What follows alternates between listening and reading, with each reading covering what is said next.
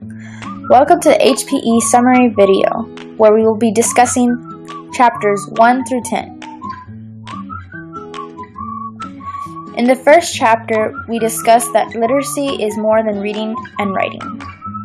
Literacy is consisted of biographical, fundamental, and research-based. This model is known as the interactive literacy design. In this chapter, we learned that there are 5 essential elements of literacy development. We also learned about 2 different models, the bottom-up and top-down. Bottom-up is where children learn letters first and progressively learn whole meanings. Top-down is vice versa. The PRISM model is consisted of 4 dimensions. The sociocultural dimension includes socialization between family, literacy experiences in the home, and ideologies of schooling and teaching. The linguistic dimension is where we value the L1 in order to support L2. The last dimension is where teachers take a look at previous academic experiences in order to have a glimpse of what students may bring to the classroom today. In Chapter 3, we discussed the differences between phonemic awareness and phonological awareness. Phonemic awareness is the ability to recognize a specific sound within a syllable. Phoneme similarities and differences in the L1 can definitely affect the L2. Phonological awareness is the ability to recognize larger units, for example, breaking up discourse into sentences into words, and etc. Phonics is a way of teaching reading that stresses the acquisition of letter-sound correspondence. So when teaching phonics, what comes first, letters or words? That all depends on the CLD student. That's why it is important for teachers to recognize their linguistic background.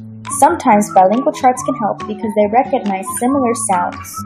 In Chapter 5, we learn about the 3 approaches to vocabulary instruction.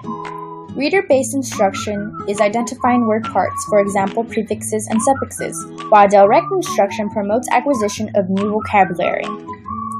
It is important to look at the CLD students' biographies when developing new vocabulary because of these 4 factors.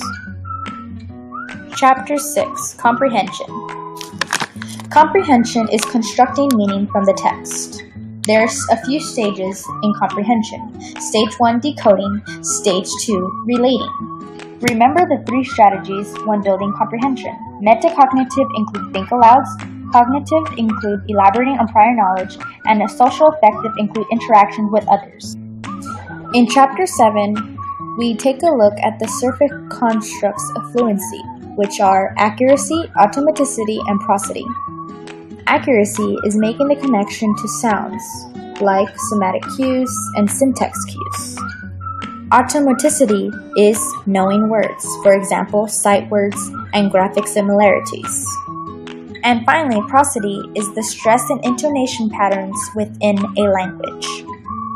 The focus of Chapter 8 is the differences between oral and written development in language. Oral language is learned with little explicit instruction, while written language is taught and learned. The 3 approaches to teaching writing are direct approach, correcting misspellings, interactive approach, interaction with others, and process approach, communication and self-expression. Chapter 9 focuses on the problems associated with testing CLD students, while Chapter 10 focuses on the idea that no lesson planning should take place without considering the standard.